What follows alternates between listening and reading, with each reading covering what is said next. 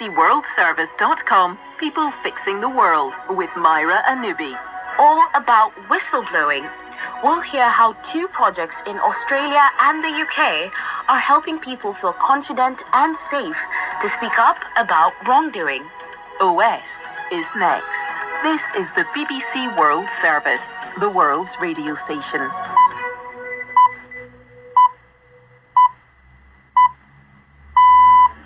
Hello, welcome to OS on the BBC. I'm Luke Jones. We are live in our desk in the middle of the BBC's newsroom in central London. We will bring you reporting from this lot around me, but also from our correspondents and journalists from around the world. Last year was the deadliest year for migrants on record, and the Mediterranean was the deadliest place. That has come into sharp focus today off the coast of Sicily. A boat there, which set off from Libya and was trying to reach Italy, has capsized. At least 60 are feared dead. The picture on the BBC News website shows a small inflatable dinghy. Our correspondent will brief us on what happened, and someone who's been on the rescue vessel involved in the past, the Ocean Viking, will tell us what these tragedies are like. It's not necessarily Libyans who are making the crossing. The International Organization for Migration estimates there are 600,000 migrants stranded in Libya who travelled from all over. We'll get to that story and more next. BBC News with Sue Montgomery. At least 50 migrants are reported to have died trying to reach Europe from Libya after their overloaded dinghy broke down and drifted at sea for several days. Survivors say the engine cut out 3 days into their crossing of the Mediterranean. More from Sofia Beditsa.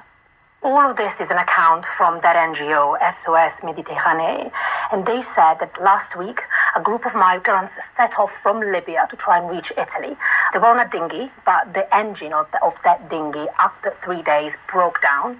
The dinghy capsized, and it was adrift for days. And what happened next is pretty grim. Basically, people started to die. They had no food, they had no water. According to Italian media, some of them died because of very serious burns because they were in the sun for hours. The UN Special Rapporteur on the occupied Palestinian territories has criticized Israel's plans to relocate civilians in Gaza's overcrowded Rafah city prior to an offensive against Hamas.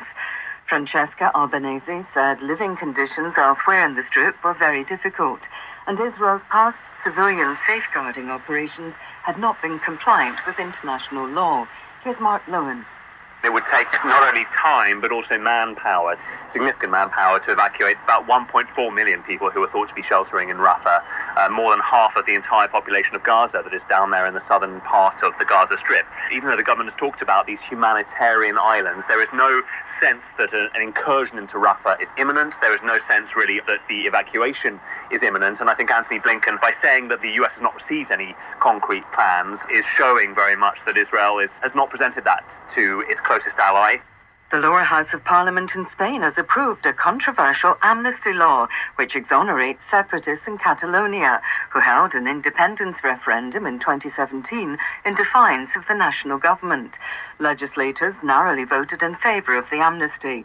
The law has been starkly divisive. More from kHz.